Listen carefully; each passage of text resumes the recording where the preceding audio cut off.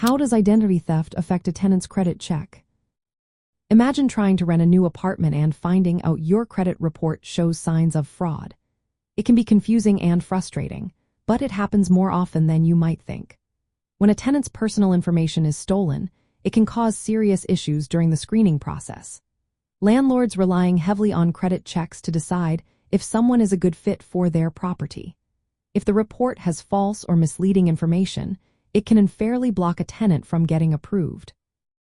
Identity theft can lead to false credit activity. Thieves might open credit cards, take out loans, or max out accounts in the tenant's name. This can lower their credit score and make them look risky to landlords. Fake accounts or late payments can appear on the report, even if the tenant has never missed a payment.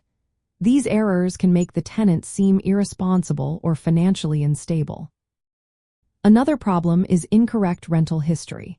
Criminals or thieves may create fake rental records to make it seem like the tenant has a poor or untrustworthy background.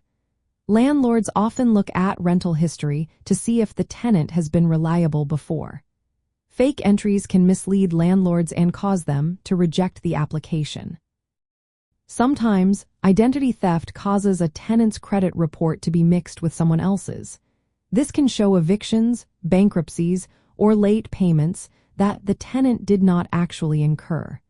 Such errors can unfairly disqualify a tenant from renting a property. Synthetic identity fraud is another issue. Criminals combine real personal details with fake information to create new identities. This makes it harder for landlords to spot fraud during screening. If a report shows suspicious activity, it might not be the tenant's fault but a sign of identity theft. For property managers, it's important to verify identities carefully. They should review credit reports for unusual activity or errors. If a tenant explains that their credit report has been affected by identity theft, landlords should consider that and ask for proof. This might include police reports or credit dispute letters. Landlords can ask tenants to temporarily lift credit freezes if they have one in place. This allows a full credit check to be done without issues. Verifying identity documents thoroughly can also help prevent fake or synthetic identities from slipping through. If a tenant provides evidence of identity theft, like a police report, landlords should be open to working with them. Extra investigation might be needed if the credit report shows strange activity.